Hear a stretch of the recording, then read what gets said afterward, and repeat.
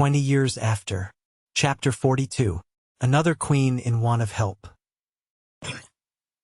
Athos had not failed to send early to Aramis and had given his letter to Blaisois, the only serving man whom he had left. Blaisois found Bazin donning his beadle's gown, his services being required that day at Notre Dame. Athos had desired Blaisois to try to speak to Aramis himself. Blaisois, a tall, simple youth who understood nothing but what he was expressly told, asked, therefore, for the Abbé d'Herblay, and in spite of Bazin's assurances that his master was not at home, he persisted in such a manner as to put Bazin into a passion. Blaisois, seeing Bazin in clerical guise, was a little discomposed at his denials and wanted to pass at all risks, believing, too, that the man with whom he had to do was endowed with the virtues of his cloth, namely, patience and Christian charity. But Bazin, still the servant of a musketeer, when once the blood mounted to his fat cheeks, seized a broomstick and began belaboring Blaisois, saying, "You have insulted the church, my friend. You have insulted the church." At this moment Aramis, aroused by this unusual disturbance, cautiously opened the door of his room, and Blaisois, looking reproachfully at the Cerberus, drew the letter from his pocket and presented it to Aramis. "From the Comte de la Fère," said Aramis. "All right," and he retired into his room without even asking the cause of so much noise. Blaisois returned disconsolate to the hotel of the Grand Roi Charlemagne, and when Athos inquired if his commission was executed, he related his adventure. "You foolish fellow," said Athos, laughing. "And you did not tell him that you came from me?" "No, sir." At 10 o'clock Athos, with his habitual exactitude, was waiting on the Pont du Louvre and was almost immediately joined by Lord de Winter. They waited 10 minutes, and then his lordship began to fear Aramis was not coming to join them. "Patience," said Athos, whose eyes were fixed in the direction of the Rue du Bac. "Patience. I see an abbé cuffing a man, then bowing to a woman. It must be Aramis." It was indeed Aramis. Having run against a young shopkeeper who was gaping at the crows and who had splashed him, Aramis with one blow of his fist had distanced him 10 paces. At this moment one of his penitents passed, and as she was young and pretty Aramis took off his cap to her with his most gracious smile. A most affectionate greeting, as one can well believe, took place between him and Lord de Winter. "Where are we going?" inquired Aramis. "Are we going to fight, perchance? I carry no sword this morning and cannot return home to procure one." "No," said Lord de Winter. "We are going to pay a visit to Her Majesty the Queen of England." "Oh, very well," replied Aramis. Then bending his face down to Athos's ear, "What is the object of this visit?" continued he. "Nay, I know not. Some evidence required from us, perhaps." "May it not be about that cursed affair?" asked Aramis. "In which case I do not greatly care to go, for it will be to pocket a lecture, and since it is my function to give them to others, I am rather averse to receiving them myself." "If it were so," answered Athos, "we should not be taken there by Lord de Winter, for he would come in for his share. He was one of us." "You're right. Yes, let us go." On arriving at the Louvre, Lord de Winter entered first. Indeed, there was but one porter there to receive them at the gate. It was impossible in daylight, for the impoverished state of the habitation grudging charity had conceded to an unfortunate queen to pass unnoticed by Athos, Aramis, and even the Englishman. Large rooms, completely stripped of furniture, bare walls upon which, here and there, shone the old gold moldings which had resisted time and neglect, windows with broken panes, impossible to close, no carpets, neither guards nor servants. This is what first met the eyes of Athos, to which he, touching his companion's elbow, directed his attention by his glances. "Mazarin is better lodged," said Aramis. "Mazarin is almost king," answered Athos. "Madame Henrietta is almost no longer queen." "If you would condescend to be clever, Athos," observed Aramis, "I really do think you would be wittier than poor Monsieur de Voiture." Athos smiled. The queen appeared to be impatiently expecting them, for at the first slight noise she heard in the hall leading to her room, she came herself to the door to receive these courtiers in the corridors of misfortune. "Enter. You are welcome, gentlemen," she said. The gentlemen entered and remained standing, but at a motion from the queen they seated themselves. Athos was calm and grave, but Aramis was furious. The sight of such royal misery exasperated him, and his eyes examined every new trace of poverty that presented itself. "You are examining the luxury I enjoy," said the queen, glancing sadly around her. "Madam," replied Aramis, "I must ask your pardon, but I know not how to hide my indignation at seeing how a daughter of Henry IV is treated at the court of France." "Monsieur Aramis is not an officer?" asked the queen of Lord de Winter. "That gentleman is the Abbé d'Herblay," replied he. Aramis blushed. "Madam," he said, "I am an abbé, it is true, but I am so against my will. I never had a vocation for the bands. My cassock is fastened by one button only, and I am always ready to become a musketeer once more. This morning, being ignorant that I should have the honor of seeing your majesty, I encumbered myself with this dress, but you will find me none the less a man devoted to your majesty's service, in whatever way you may see fit to use me." "The Abbé d'Herblay," resumed de Winter, "is one of those gallant musketeers formerly belonging to His Majesty King Louis XIII, of whom I have spoken to you, madame."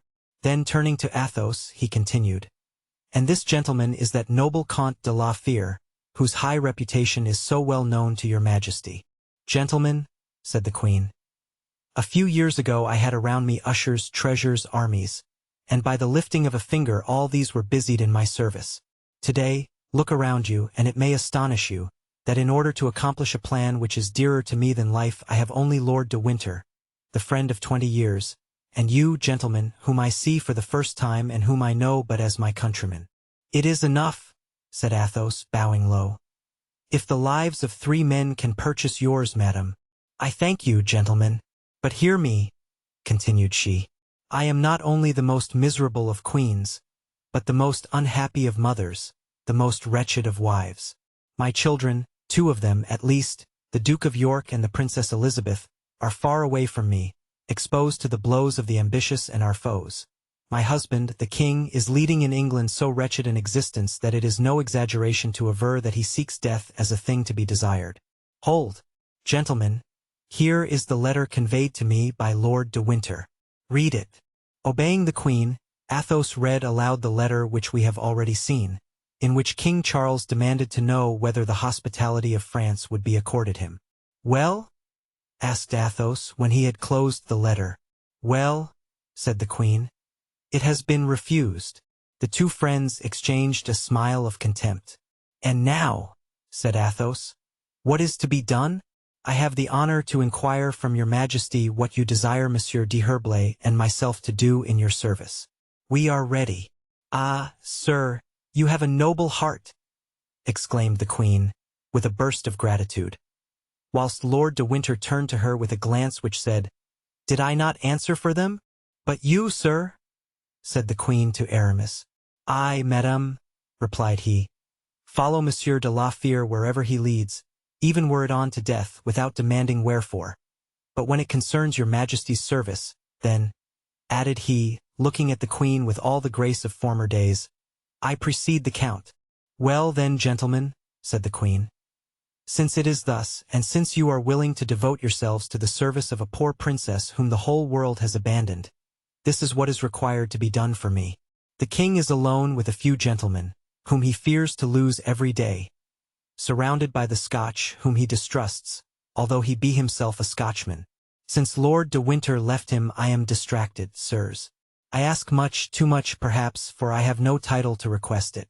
Go to England, join the king, be his friends, protectors, march to battle at his side, and be near him in his house, where conspiracies, more dangerous than the perils of war, are hatching every day.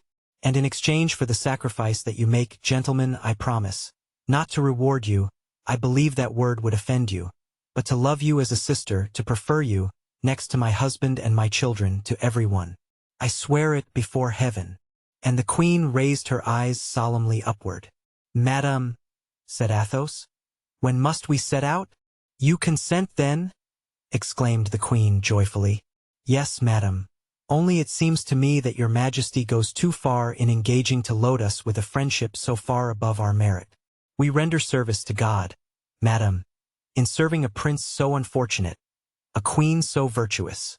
Madam, we are yours, body and soul. Oh, sirs, said the queen, moved even to tears. "This is the first time for 5 years I have felt the least approach to joy or hope. God, who can read my heart, all the gratitude I feel, will reward you. Save my husband. Save the king, and although you care not for the price that is placed upon a good action in this world, leave me the hope that we shall meet again, when I may be able to thank you myself. In the meantime I remain here. Have you anything to ask of me? From this moment I become your friend, and since you are engaged in my affairs I ought to occupy myself in yours." "Madame," replied Athos, "I have only to ask your Majesty's prayers." "And I," said Aramis, "I am alone in the world and have only your Majesty to serve." The queen held out her hand, which they kissed, and she said in a low tone to De Winter, "If you need money, my lord, separate the jewels I have given you. Detach the diamonds and sell them to some Jew. You will receive for them 50 or 60,000 francs. Spend them if necessary, but let these gentlemen be treated as they deserve, that is to say, like kings." The queen had 2 letters ready, one written by herself, the other by her daughter, the Princess Henrietta. Both were addressed to King Charles. She gave the first to Athos and the other to Aramis, so that should they be separated by chance they might make themselves known to the king, after which they withdrew. At the foot of the staircase De Winter stopped. "Not to arouse suspicions, gentlemen," said he. "Go your way and I will go mine, and this evening at 9 o'clock we will assemble again at the gate St. Denis. We will travel on horseback as far as our horses can go, and afterward we can take the post. Once more, let me thank you, my good friends, both in my own name and the Queen's." The 3 gentlemen then shook hands, Lord de Winter taking the Rue Saint-Honoré, and Athos and Aramis remaining together. "Well," said Aramis when they were alone, "what do you think of this business, my dear Count?" "Bad," replied Athos. "Very bad. But you received it with enthusiasm, as I shall ever receive the defense of a great principle, my dear D'Herblay. Monarchs are only strong by the assistance of the aristocracy, but aristocracy cannot survive without the countenance of monarchs. Let us, then, support monarchy in order to support ourselves." "We shall be murdered there," said Aramis. "I hate the English. They are coarse, like every nation that swills beer." "Would it be better to remain here," said Athos, "and take a turn in the Bastille or the dungeon of Vincennes for having favored the escape of Monsieur de Beaufort?" "I'faith, Aramis, believe me, there is little left to regret. We avoid imprisonment and we play the part of heroes. The choice is easy." "It is true, but in everything, friend, one must always return to the same question. A stupid one, I admit, but very necessary. Have you any money?" "Something like 100 pistoles that my farmer sent to me the day before I left Bragelonne. But out of that sum I ought to leave 50 for Raoul. A young man must live respectably. I have then about 50 pistoles. And you? As for me, I am quite sure that after turning out all my pockets and emptying my drawers I shall not find 10 louis at home. Fortunately Lord de Winter is rich. Lord de Winter is ruined for the moment. Oliver Cromwell has annexed his income resources. Now is the time when Baron Porthos would be useful. Now it is that I regret D'Artagnan. Let us entice them away.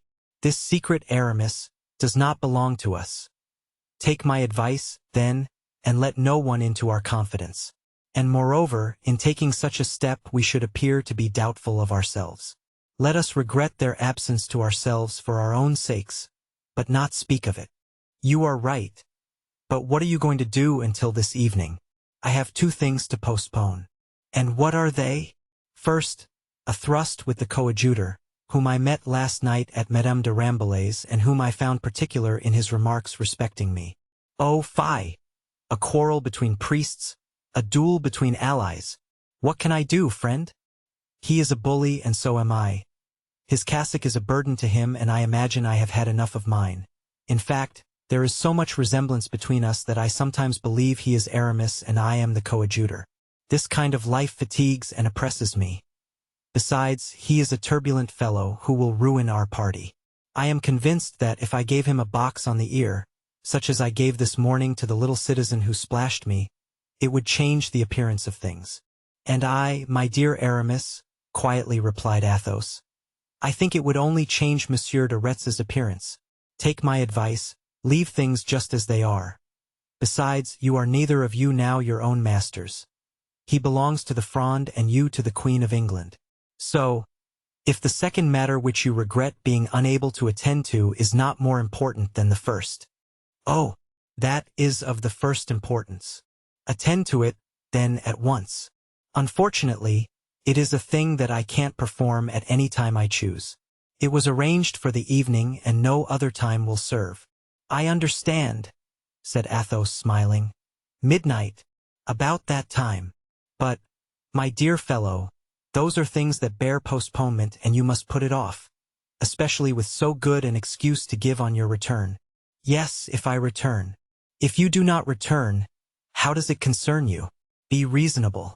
Come, you are no longer 20 years old. To my great regret, mordieu. Ah, if I were but 20 years old. Yes, said Athos. Doubtless you would commit great follies, but now we must part. I have 1 or 2 visits to make and a letter yet to write. Call for me at 8 o'clock, or shall I wait supper for you at 7? That will do very well, said Aramis. I have 20 visits to make and as many letters to write. They then separated. Athos went to pay a visit to Madame de Vendôme, left his name at Madame de Chevreuse, and wrote the following letter to D'Artagnan. Dear friend, I am about to set off with Aramis on important business. I wish to make my adieus to you, but time does not permit. Remember that I write to you now to repeat how much affection for you I still cherish. Raoul is gone to Blois and is ignorant of my departure. Watch over him in my absence as much as you possibly can, and if by chance you receive no news of me 3 months hence, tell him to open a packet which he will find addressed to him in my bronze casket at Blois, of which I send you now the key. Embrace Porthos from Aramis and myself. Adieu, perhaps farewell. At the hour agreed upon Aramis arrived. He was dressed as an officer and had the old sword at his side which he had drawn so often, and which he was more than ever ready to draw. By the by, he said, I think that we are decidedly wrong to depart thus, without leaving a line for Porthos and D'Artagnan. The thing is done, dear friend, said Athos. I foresaw that and have embraced them both from you and myself. You are a wonderful man, my dear Count, said Aramis. You think of everything. Well, have you made up your mind to this journey?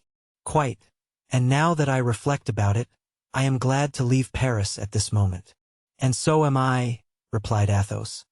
My only regret is not having seen D'Artagnan, but the rascal is so cunning, he might have guessed our project. When supper was over, Blaisois entered. Sir, said he, here is Monsieur d'Artagnan's answer. But I did not tell you there would be an answer, stupid, said Athos, and I set off without waiting for one, but he called me back and gave me this. And he presented a little leather bag, plump and giving out a golden jingle.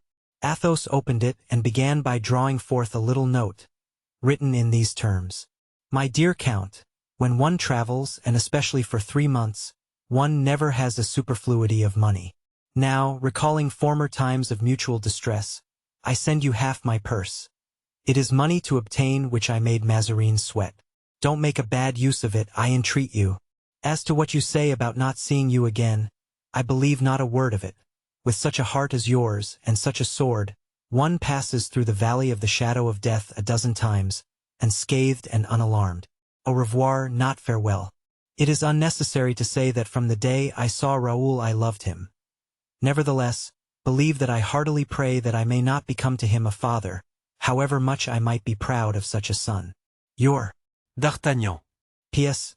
Be it well understood that the 50 louis which I send are equally for Aramis as for you as Aramis.